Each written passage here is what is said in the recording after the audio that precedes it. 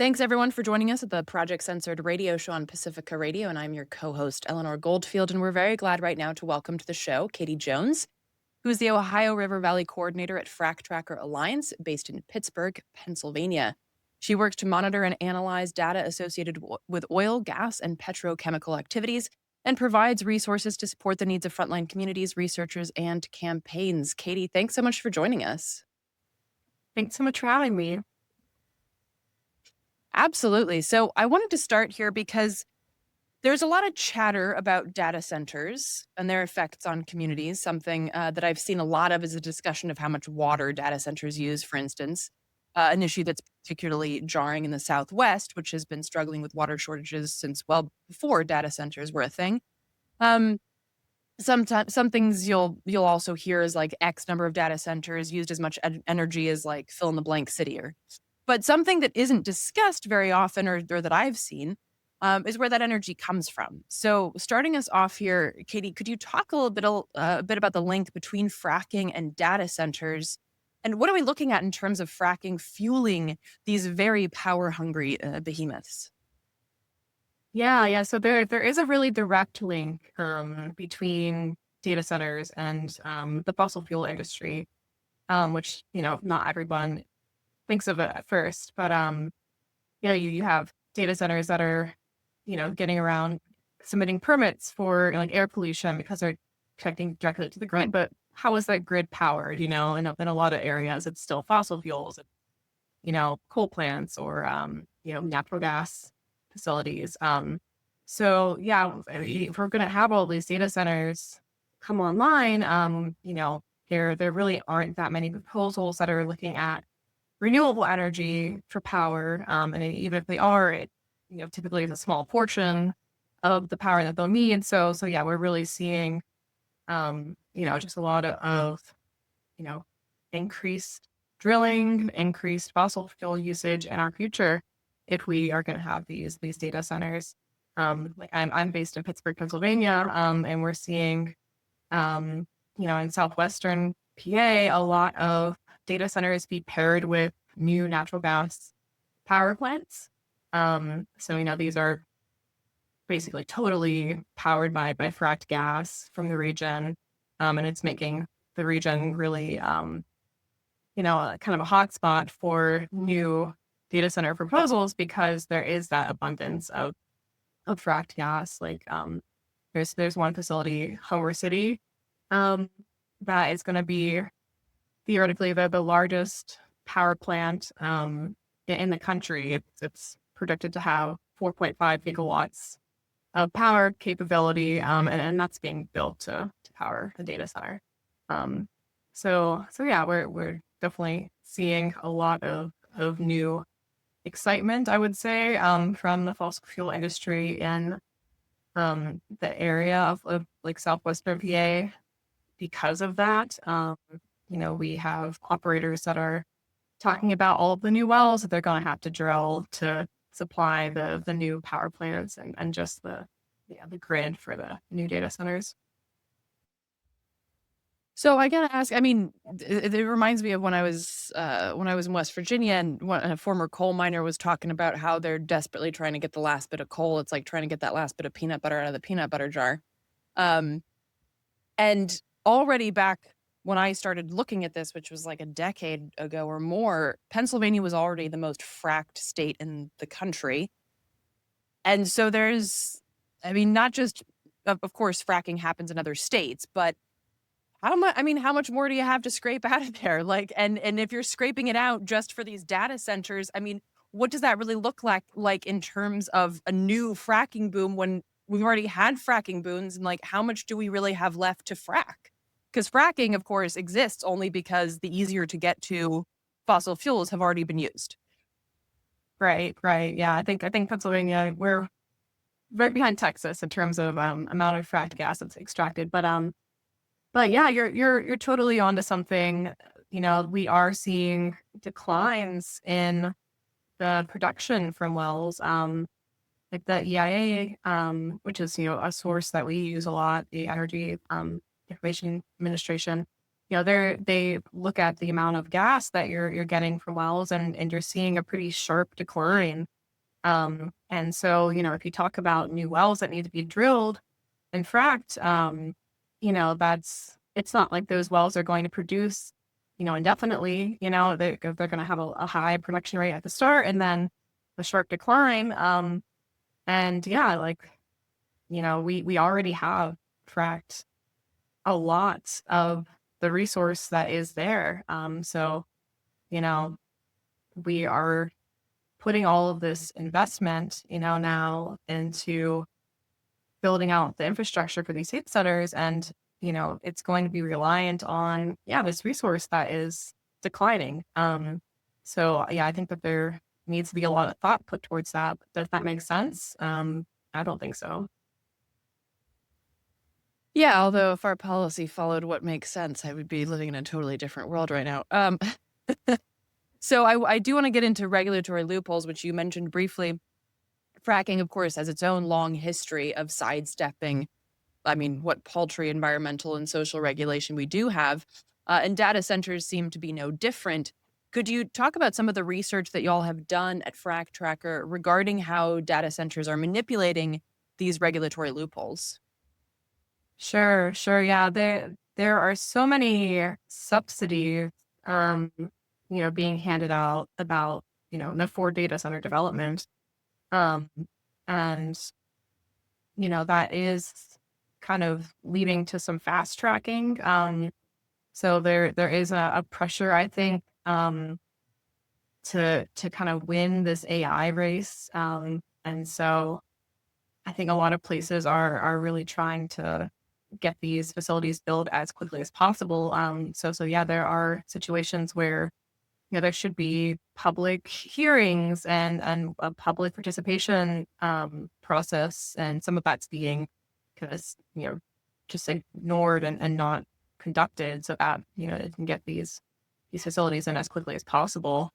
And I think that is perhaps going to be less easy to do as time goes on, just because there has been such strong community pushback to a lot of the proposals that I've seen. I keep saying that I've never, like in the time since I've started working in this field, really seen such a strong, coordinated, just unequivocal pushback from just local people. Local people don't want these data centers, and they're really making their voices heard, and it's making a difference. We're hearing some wins where projects are being canceled due to community pushback, which is really really great to hear. But yeah, people are definitely wisening up and hopefully going to not allow some of those loopholes to be so easily accessed. Yeah, I mean, we are the only thing standing between in the way. And I wanted to get into a little of the propaganda because, of course, Project Censored deals a lot with propaganda and critical media literacy. In mid-January, Microsoft hosted a big event outside of DC announcing, quote, the Community First AI Infrastructure Plan, with Microsoft Vice Chair Brad Smith outlining, as Time reported, quote, a full-fledged renaissance for local communities as tax dollars collected from data centers fund hospitals, schools, parks, and libraries. He promised years upon years of construction jobs as data centers not only set down roots, but continue to expand. And he promised that Microsoft's proactive work with utilities could fend off price increases for retail consumers, end quote. You couldn't sense my scathing sarcasm throughout reading that quote. I'll go ahead and tell you it was there because this is like that trifecta, right? We're going to fund the things that you need. You'll have lower utility bills and jobs, jobs, jobs. It's like that trifecta of promises that actually sounds reminiscent from fracking, right? We'll make sure that you have jobs, and then those jobs never materialize. We'll put money back into the community. No. We'll make sure you have lower utility bills. They keep rising. So, Katie, could you dissect some of this propaganda and if you feel it's applicable, compare it to what you have heard with vis-a-vis fracking? Yeah, yeah. I'll start by saying that I hear from advocates all the time that they're having deja vu from the beginning of the fracking boom. There's I think a lot of parallels to draw between data centers and fracking. But yeah, no, the propaganda and kind of like overinflation of the benefits is happening all over the place. And from everything that we have analyzed and seen, data centers are pretty bad for economic development, and they're not significant job creators, most importantly, which is the thing that's touted most often. Maybe you look at the construction jobs, but a lot of times you'll come from out of state to fill those. And then in terms of permanent jobs, you might have a couple dozen employees at like best case scenario. And that would be like higher paid technicians with really specialized skill sets. Those jobs aren't going to local people. You might get some lower wage, like, I don't know, like landscaping, janitor jobs, but they're not going to be good paying jobs that the local economy is going to be able to take advantage of. So yeah, I think that any kind of subsidy or just excitement about job creation is misinformed. And in terms of other benefits, I have heard that some people are being told that they need AI, or society needs AI. And I will say that kind of the arguments about data centers and the arguments about AI are very interconnected, but not exactly the same. But the primarily a lot of these hyperscale data centers, they are going to primarily function with AI, like they're being built to cater to AI, and those aren't really needs that everyday people need. The wealthiest companies in the world need those capabilities. And for some things that we as regular people might not want, like surveillance, for example. So I think that also really needs to be contextualized. Like why are we building these data centers? Do we need them, or is it just something that these corporations that already have so much wealth need? And they're going to sort of have all the benefits, but pass on the harms to local communities, very much like we see for like anything involving the fossil fuel industry, quickly.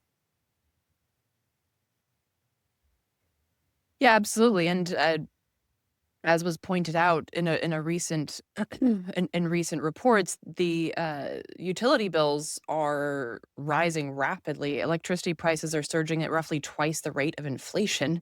So this promise of somehow we're going to build all of these remarkably power hungry data centers, and yet still you're going to get a cheaper utility bill. I mean, it really, when you actually start to analyze it, you just get angry for them, like for them thinking that you're that dumb. Like, how could that possibly, like, it's just a supply and demand thing. Like, you need more. The demand for energy is so much greater, and yet somehow I'm going to win, as you pointed out, with something that does not actually serve me.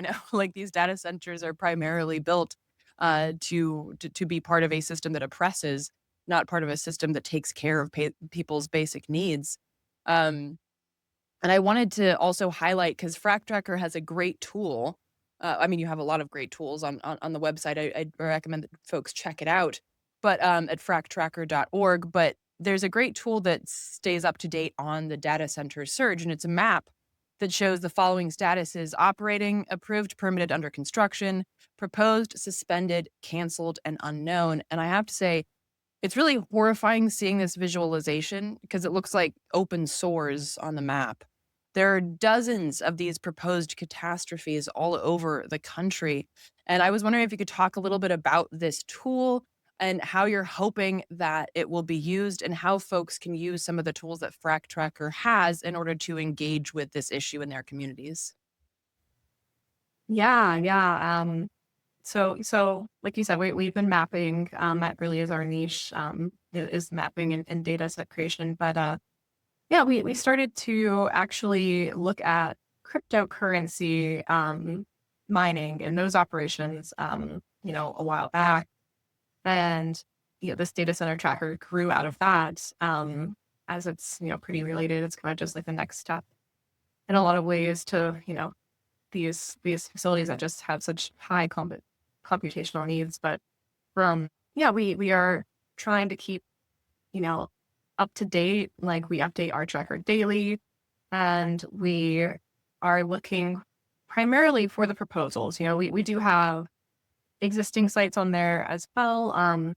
But we really saw the need for an open access database. And, there are some data sets from like datacenters.com and other proprietary sources that, you can pay a couple $1,000s to access and then see where data centers are. But, we were really looking for something that was, free for everyone. You can download our data set, use it, however you want, with, as a way to credit us. But yeah, our goal is really transparency for accountability and advocacy. Um, so, we are pulling data from media reports. So we do that daily between, those of us that work at Fractracker, but we also collaborate with other resources and researchers. Like there are two data sets that we incorporate, including one from Northern Virginia that's put together by the wonderful folks at Piedmont Environmental Council. And then also there's a data set from Georgia put together by Science for Georgia. So those are two really great inclusions because those groups are doing really, really thorough work in those regions. And those are two of the, if not the biggest hotspots for data centers right now is Northern Virginia and, the area around Atlanta. And we're also, doing some review of things like permits and parcel data and freedom of information requests to look at air permits where they do exist to add that. So, yeah, I'm really looking for a lot of different ways to add data. And we have a crowdsourcing component as well. So if you go on our tracker and you see that we have missed a data center that you know about, or, we're a little behind on updating the most current status, we have a form right there that you can use to reach out and update our tool. So yeah, we're kind of outsourcing things a little bit because it is a really, really big project. We have, as time has gone on, this issue has just exploded, and everyone's talking about it, as you would expect. And yeah, it's a lot to keep up with.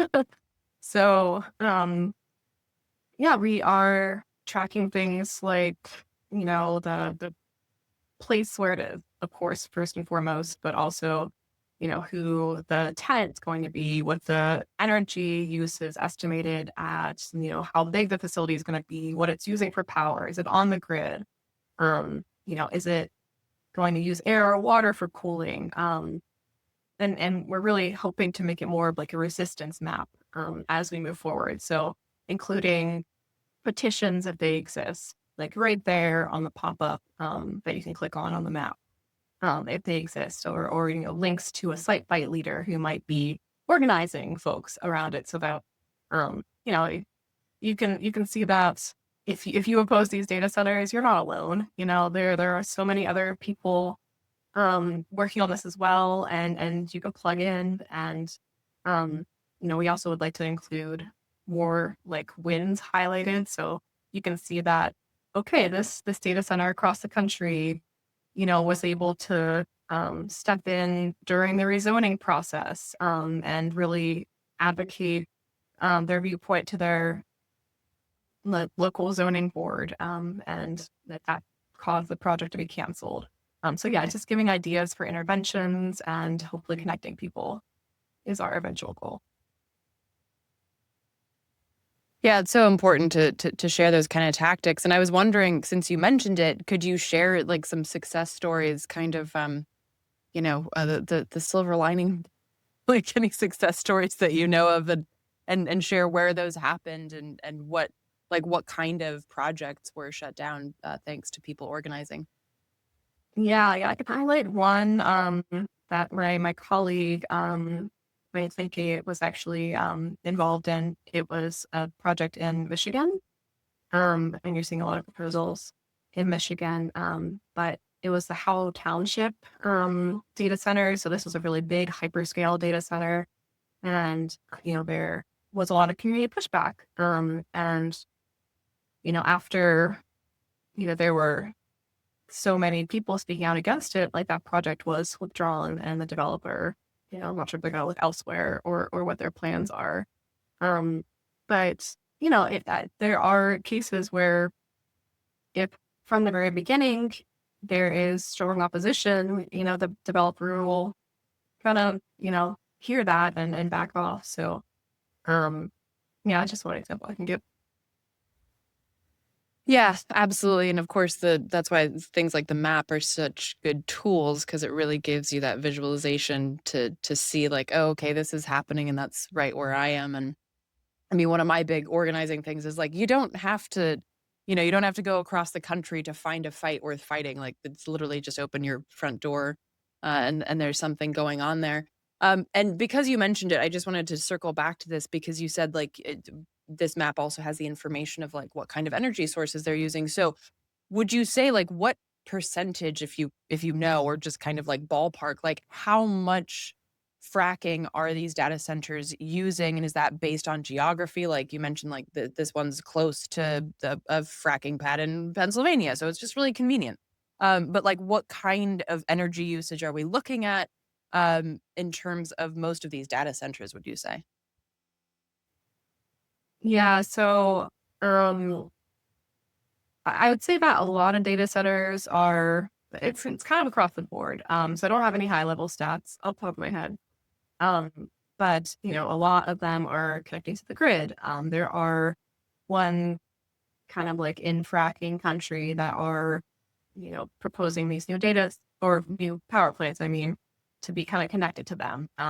But you're also seeing like nuclear plants being brought back online to supply data centers, um, or new nuclear plants just outright. So there's a slew of concerns about that. um, so it really is. I would say pretty varied and very very location dependent.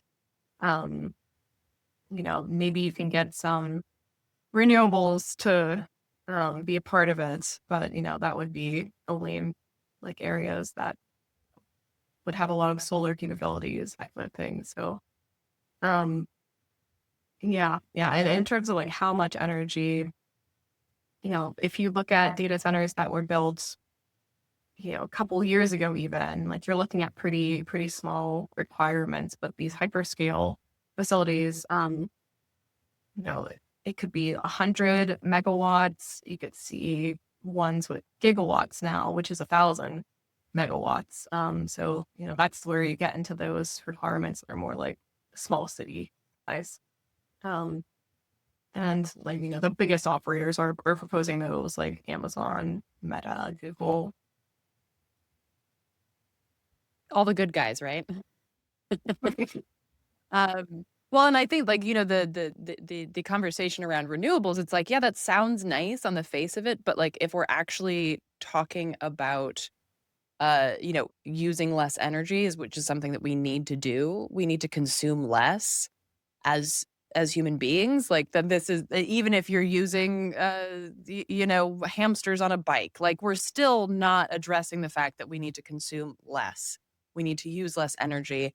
Um and of course, there's the greenwashing issue. You see this in northern Sweden, aka Sapmi. Like they're leveling forests and clear cutting forests to put up wind farms, and it's like, oh well, you can greenwash that, but you're still causing an ecological disaster in order to put in this quote unquote green energy. So yeah, it is.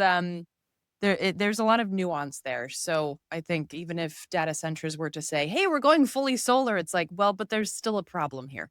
There's enough for people's need, not people's greed. So, um, Katie, thank you so much for sitting down with us. Again, folks, please do check out there. I mean, this data center map is by far not the only tool that is available on Fractracker. Indeed, I used Fractracker a lot for my documentary. So there's just a lot of great information there. Go to fractracker.org. That's FRAC Tracker.org, and check things out there. Katie, thanks again for taking the time to sit down with us and talk about this often completely overlooked connection. Yeah, thanks again for having me. It was great.